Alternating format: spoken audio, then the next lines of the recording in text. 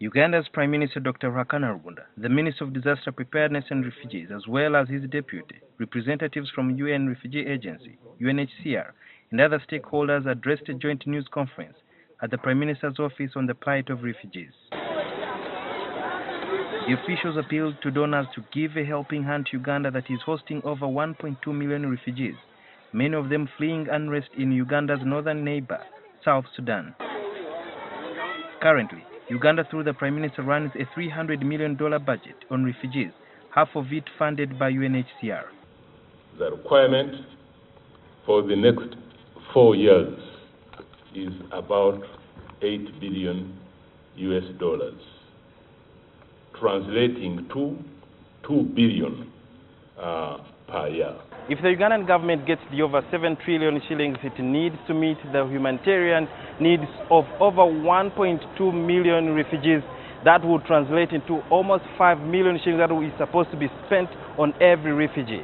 But who will audit the foreign agencies and government to ensure there is accountability of these funds? We are developing an online platform during which you'll be able to track the pledges made, and it will help us to track the expenditure going forward. We have always demonstrated as a government in all that we do. For example, that comes to government, we present to a committee of parliament.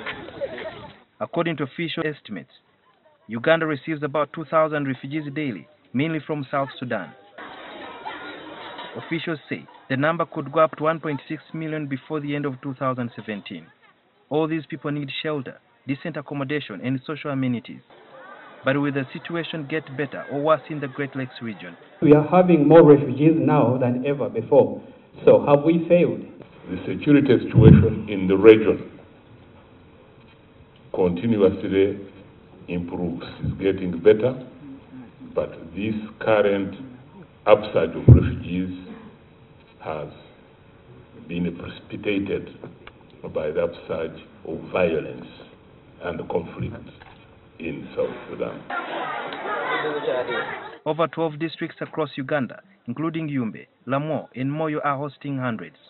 There is some worry in the refugee hosting communities that the foreigners could end up grabbing their land. Sometimes you see they've grabbed some part of the land. No single piece, not even an inch of land, will be grabbed by any refugee here.